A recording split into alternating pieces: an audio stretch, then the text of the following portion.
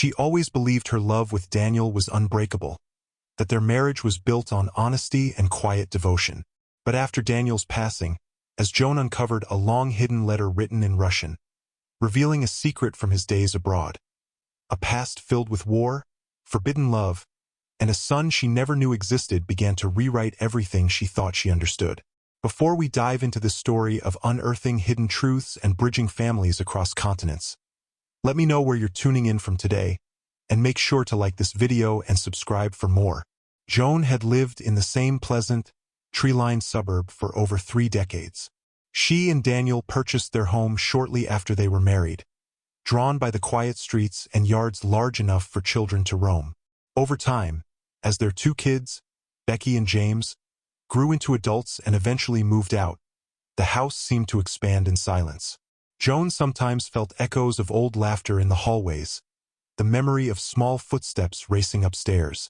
She'd adjust picture frames on mantels or glance out a window at an empty swing set, nostalgic but content with the life she and Daniel had built. They had celebrated their 35th wedding anniversary just a few months earlier in a modest backyard gathering, with friends and family raising glasses to the couple's steady devotion. No one ever doubted their closeness. The pair was affectionate without being showy, supportive through life's minor storms. Daniel had once served as a pilot in the Air Force stationed abroad during the late stages of the Cold War, though he rarely spoke of that time in any great detail. Joan had asked a few questions over the years. He always answered softly, offering broad strokes: the tension with the Soviet Union, the hush-hush nature of intelligence missions. As far as she knew, there had been no dramatic escapades or serious relationships before their own. He insisted she was his first real love, a notion that made her smile with quiet warmth. But on that crisp autumn afternoon, as she drove her shovel into damp earth to create space for a young dogwood tree, she met unexpected resistance. A dull metallic thud at a depth of about a foot. Carefully, she scooped soil away to reveal a rusted box. It was about the size of a shoebox, battered by decades of underground moisture. Her heart fluttered with mild excitement. Perhaps it was an old family keepsake Daniel had stashed and forgotten. She pried the lid open with difficulty. The hinges screeched, caked in rust. Inside lay a single folded sheet of paper, the edges yellowed and delicate. Confusion passed through her mind. It looked like some sort of letter. Her curiosity piqued. She carefully lifted it, brushing away clumps of damp earth and bits of rust. The lines of text were written in unfamiliar characters. At first, she thought it might be a random foreign language left by the home's previous owners. But the moment she recognized certain letters as Cyrillic script, her chest tightened. Russian. She puzzled over the letter, picking out only the date scrawled at the top, 1969, and glimpsing a name that looked suspiciously like Daniel, spelled with Russian letters. Her pulse leapt with alarm. Daniel had never mentioned anything about Russia beyond the general context of the Cold War. Why was his name on a letter in Russian from 1969? The letter included references to heartbreak, to wanting him to return. She saw a signature, Yelena. The name meant nothing to her, but the tone of the letter, pleading, intimate, pricked her with dread. She sat back on her heels, the crisp air biting at her cheeks as the sun began dipping lower. An uneasy swirl churned in her stomach. Could her husband have had an affair, decades ago, with a Russian woman?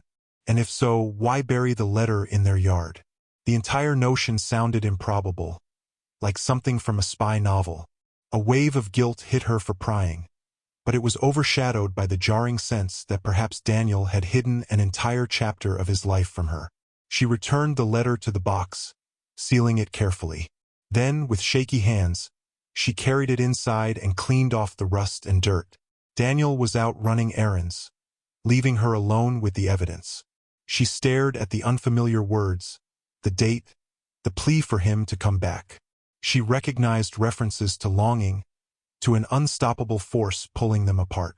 Her knowledge of Russian was practically non-existent, so she fetched her laptop, typed out some phrases into an online translator, and gleaned fragments.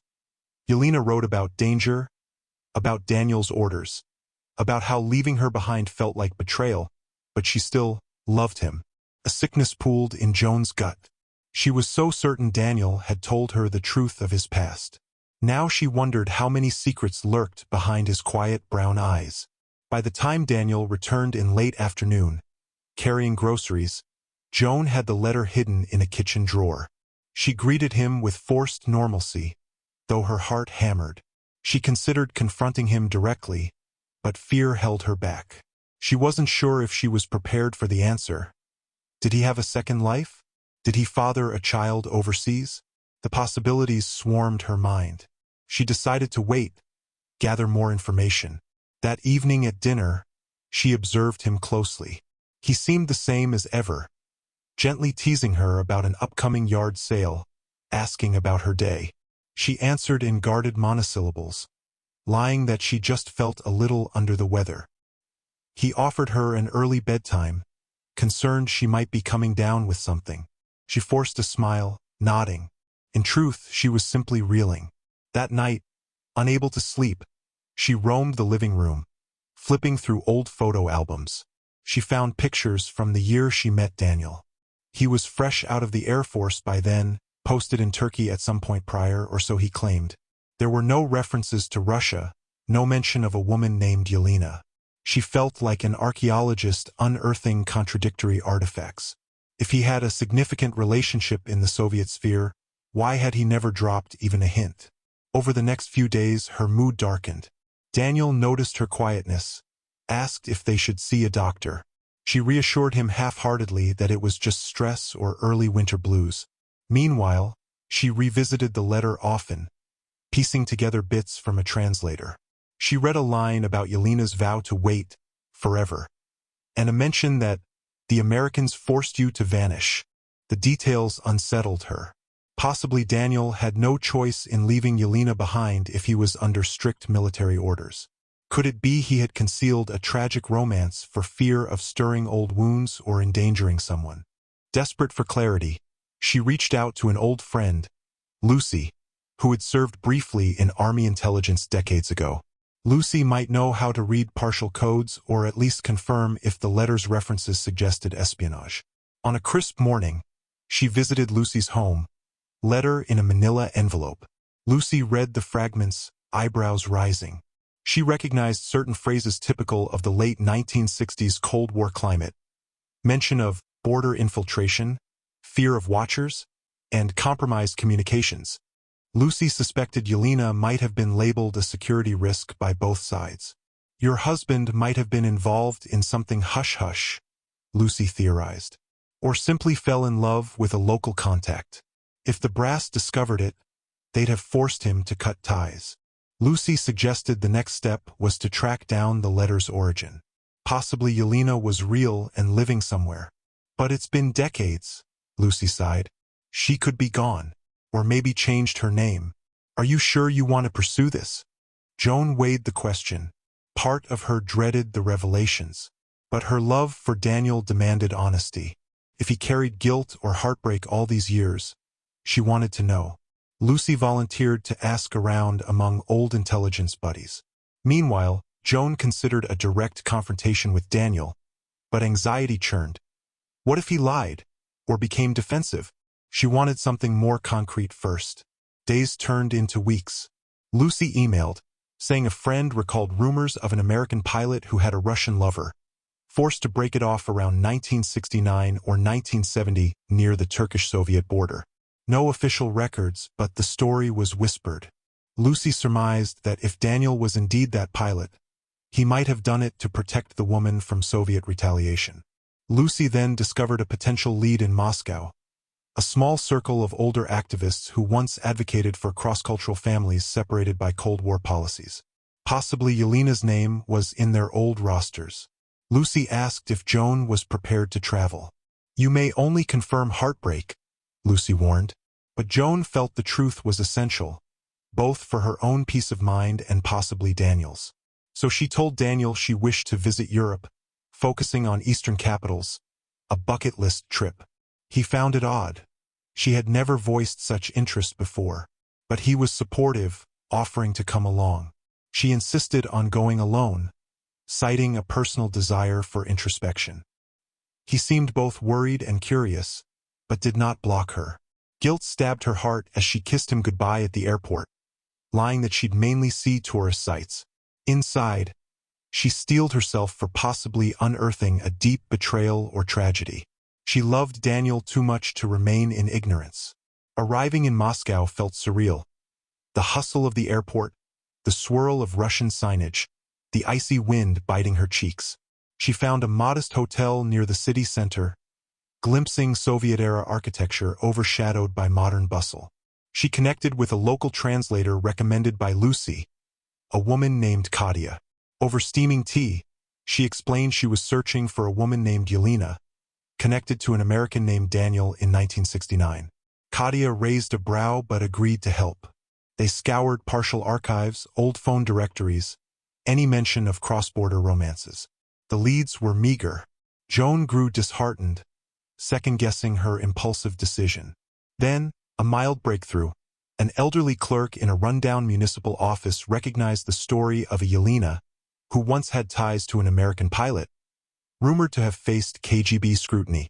This Yelena had vanished from official records at some point, but the clerk believed she later reappeared in Moscow, living quietly under minimal notice. He provided an address that might be 10 years out of date. Katia and Joan went there, found only a boarded-up building. Disappointed, they nearly gave up. But a neighbor recalled an older woman named Yelena relocating to a different district. She suggested checking a small bookstore.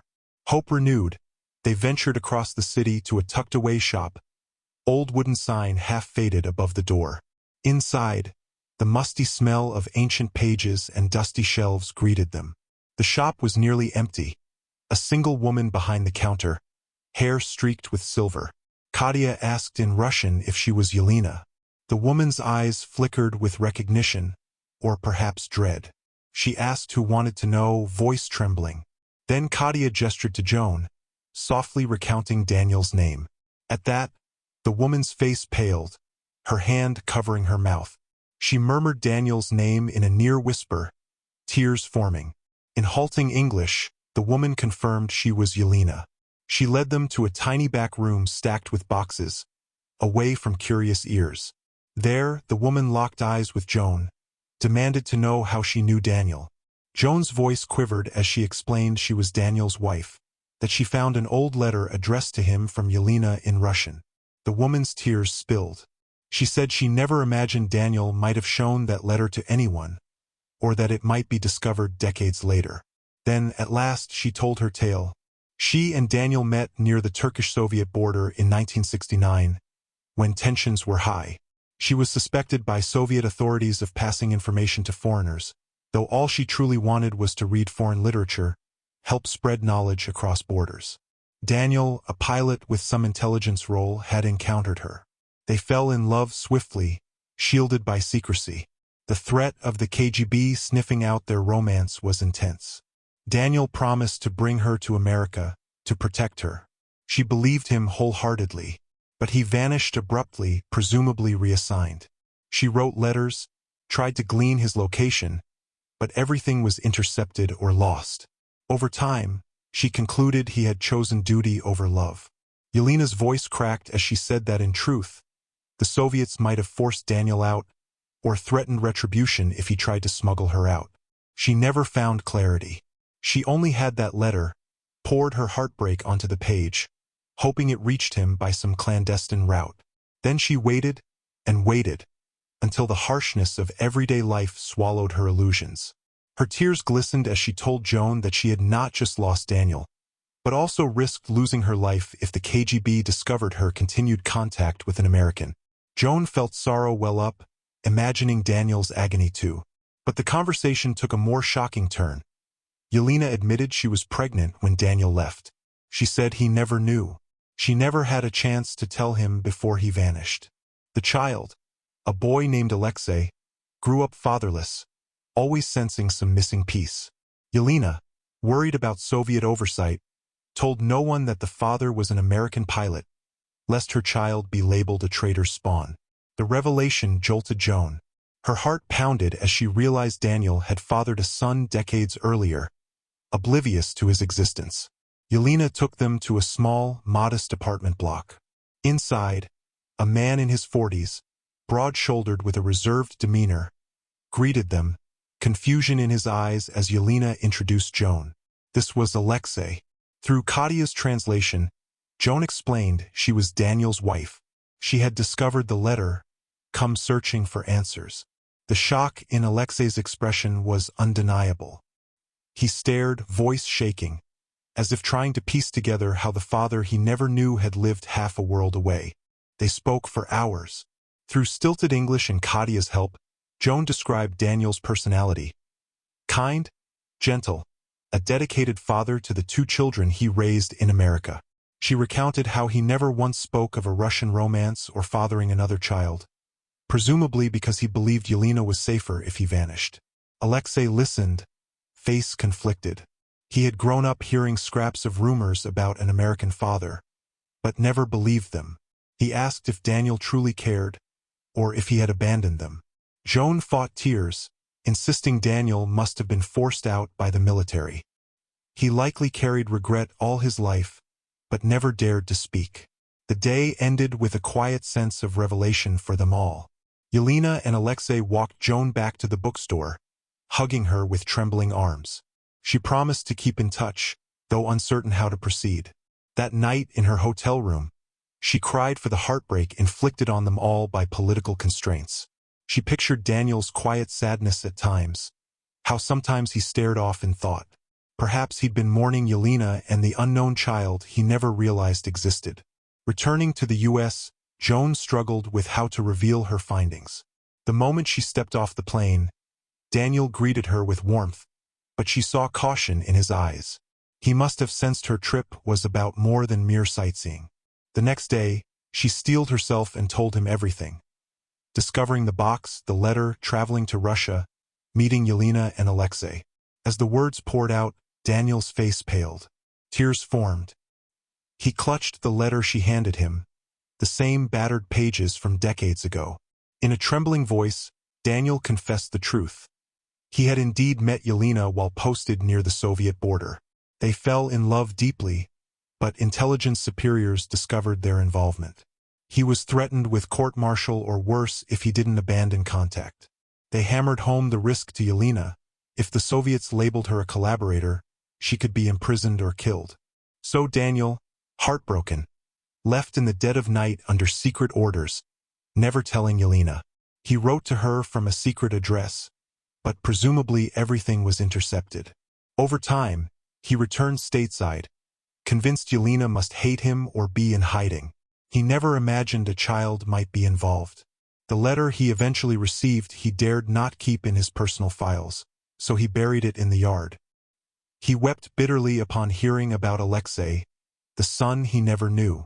He lamented that all those years Alexei grew up fatherless. The guilt weighed on him. Joan, though shaken, comforted him, seeing the depth of his anguish. She realized he had withheld it not out of betrayal, but out of shame and a twisted sense of protecting Yelena.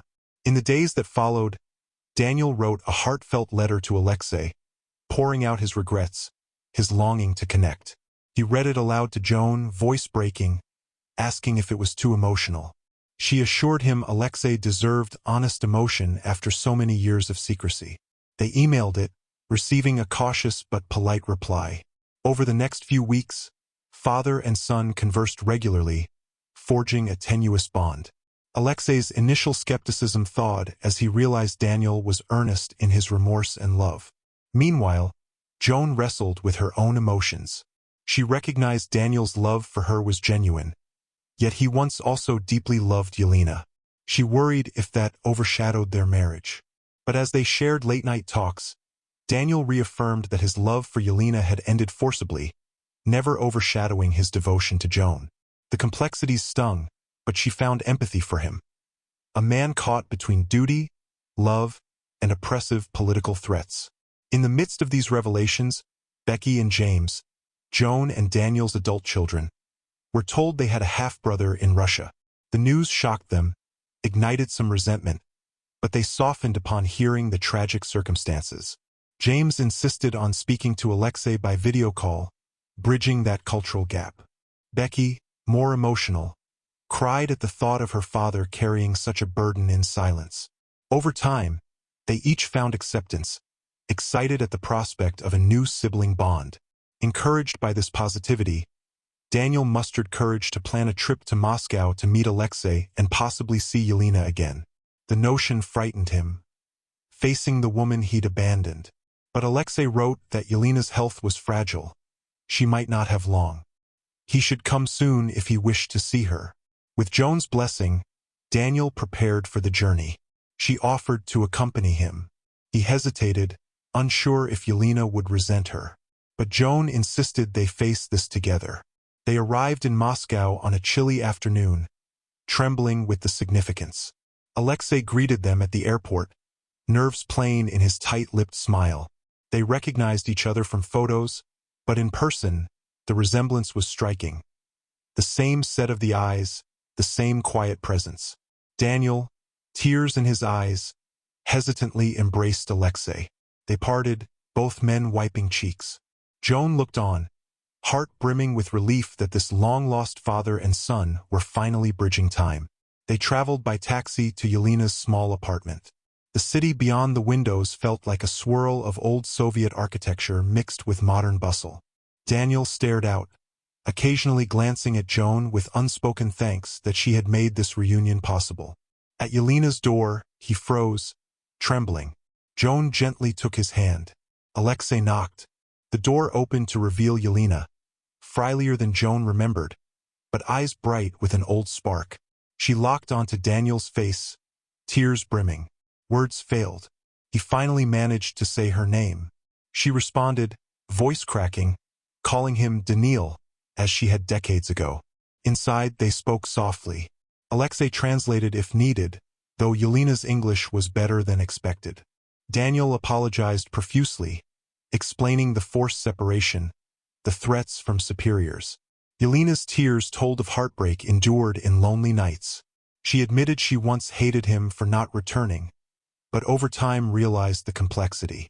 The conversation stretched for hours, lumps in their throats. Daniel asked about her life, how she raised Alexei, any joys she found. Yelena recounted struggles under Soviet watch, the difficulty of providing for a fatherless child. But she held no rancor, or so she claimed. She said if blame must be assigned, it was on the oppressive systems that demanded absolute loyalty at the cost of personal happiness. Joan stood to the side, tears in her eyes, feeling both heartbreak and closure for them. She occasionally shared how Daniel spoke rarely of his time in the service, how he carried sadness that she never understood until now. Yelena nodded, voice trembling. I see he built a family, that he has a good life. She expressed relief that Daniel found happiness, though her own path was overshadowed by that lost love. At last, Yelena grew tired, her energy depleted by the emotional onslaught. Alexei offered tea, letting the older pair rest. Joan gently asked Yelena if she resented her for marrying Daniel. Yelena gave a small, weary smile, shaking her head. No, you took care of him. He needed someone. I only regret the need for secrets. A hush fell, thick with sorrow and acceptance. The next day, Alexei showed Daniel around parts of the city, pointing to historical monuments. Joan accompanied them, noticing how father and son walked side by side, occasionally exchanging halting phrases, building a father-son bond on the foundation of decades of separation. They took pictures in Red Square, visited a cafe. Each small moment felt profound. In the evening, they returned to Yelena's place with groceries, cooking a modest meal together. Yelena, though exhausted, watched them with a faint, contented smile. Daniel quietly thanked Yelena for caring for their child alone, acknowledging he missed the entire fatherhood journey with Alexei. She nodded, tears shining. Soon, it was time for Daniel and Joan to head back to the States. The final farewell with Yelena was tender, an embrace overshadowed by mortality. They parted with the sense that they might not see her again, given her fragile health. Alexei promised to maintain contact, and Daniel swore to return if possible. The flight home was heavy with reflection. Joan and Daniel sat in silence much of the time, holding hands. She asked if he felt closure. He shook his head slightly, saying it was only partial. Nothing could regain those lost years. But he was profoundly grateful for this second chance to know his son. In the following months, Alexei visited the U.S. to meet the extended family. Becky and James welcomed him with curious warmth. The language barrier was navigated with a translation app. They discovered surprising similarities in humor and tastes. Daniel glowed with paternal pride, albeit tempered by regret at missing Alexei's entire childhood. Meanwhile, Joan watched from the background, occasionally battling pangs of jealousy or sorrow. She reminded herself that Daniel's love for her was unaltered, that this was about healing old wounds.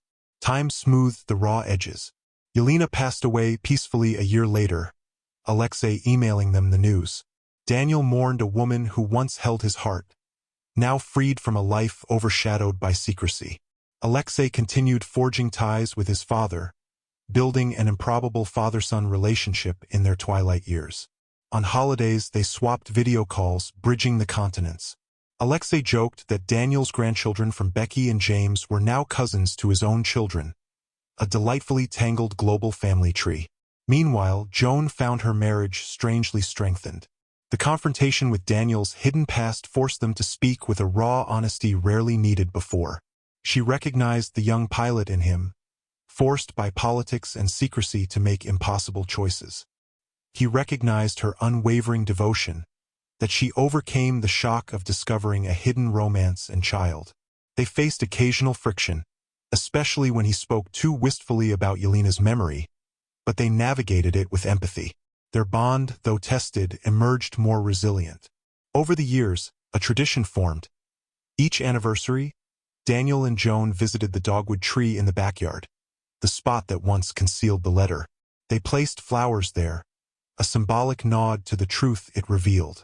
Daniel would reflect on Yelena's letter, how those words etched in Russian had shaped so much. He never fully overcame the guilt, but he found solace in forging a bond with Alexei, in the unconditional support from Joan. The children teased them about the enchanted dogwood, calling it the living symbol of fate's strange interventions. Late in life, Daniel penned a short memoir of his time in the service and the abrupt severance from Yelena, hoping future generations in the family could understand. He showed the draft to Joan, who wept reading it, touched by his candor. He included a dedication to her, acknowledging how her courage to unearth the past gave him a measure of peace he thought he'd never find. She pressed a kiss to his temple, tears glimmering. Eventually, as they both aged, they found themselves traveling less. Alexei visited annually, each time bringing new stories of his life back in Moscow, bridging cultures with their extended American clan. On one such visit, they all gathered in the living room, rummaging through old photo albums. Joan spotted a faded Polaroid from Daniel's base in Turkey, the corner capturing the edge of a mysterious woman's silhouette. She realized that must have been Yelena, glimpsed so briefly. The family stared at it solemnly, marveling at how close or far secrets can hide in plain sight. Daniel's final years were gentle. He occasionally struggled with health issues, but the knowledge that he had reconnected with Alexei, explained himself to Yelena, and found acceptance from Joan allowed him to rest easy. He told Joan repeatedly how grateful he was she never let the letter remain buried. She teased him, "You're lucky I'm so nosy with a shovel." He'd laugh softly, eyes shining. When Daniel passed away in his mid-80s, the house filled with mourning children and grandchildren, including Alexei and his family who flew in from Russia. The funeral was a tender affair, with half the eulogies referencing the improbable second family he discovered. In the eulogy, Alexei spoke of how meeting Daniel changed his life, giving him answers about his roots and a father's love he never imagined receiving. Joan cried at his words, her heart at peace that Daniel departed with truths laid bare. Afterward, the extended clan returned to the house for a quiet memorial. People drifted in the backyard, among falling leaves. The dogwood stood tall and sturdy, pink blossoms having given way to vibrant green. In front of it, a small plaque was placed, "In memory of the secrets we bury and the love we unearth. Daniel, beloved husband and father, uniting families across borders." Joan stepped back, tears slipping. She felt a swirl of sorrow and gratitude, certain Daniel would have approved. In her remaining years, Joan found companionship in her children, grandchildren, and the continuing connection to Alexei.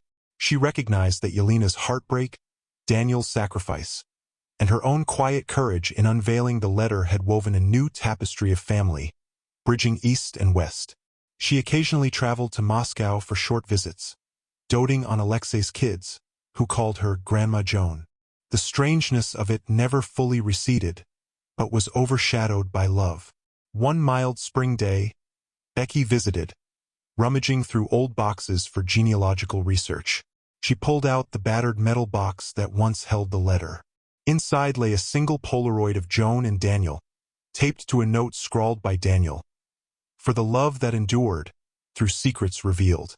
Becky read it, tears shining as she realized how her parents overcame the near-explosive truth that her father fathered another child. She asked Joan if she regretted discovering the letter. Joan shook her head, voice soft. It was painful, but it gave him the chance to know his son, and it gave me the fuller truth of his heart. Sometimes, at family gatherings, Becky or James would recall the day Joan found the box. All because you were planting that silly dogwood, James would quip. They'd laugh, toasting the improbable series of events. Alexei, present via video call or in person, would grin, shaking his head at fate's design. They recognized how small, random acts, like burying a letter or planting a tree, could unravel hidden narratives spanning decades and oceans. As time pressed on, Joan penned her own reflective piece about the entire saga, titled Shadows in the Garden. She wrote it for the family archives, wanting future generations to see the power of confronting secrets with honesty and empathy. She concluded the text with an image of Daniel's final grin, resting easy in the knowledge that the child he never knew had found him at last, that the wife he adored had discovered the truth and still chosen to stand by him. In the final pages of her life, as age slowed her step, Joan often wandered into the backyard, placing a gentle hand on the dogwood's trunk. She remembered that first jarring clang of her shovel, the swirl of confusion and betrayal, the trembling in her hands as she read Yelena's letter. She recalled the thousands of tears, the hush of the plane ride to Moscow, the trembling greetings with Yelena and Alexei. She let her heart relive the joy of seeing Daniel cradle a new branch of family in his arms. And she felt certain that even amid heartbreak and secrets, love had the capacity to triumph. Thanks for watching till the end. If you enjoyed the story, give this video a like if you haven't already and subscribe for more.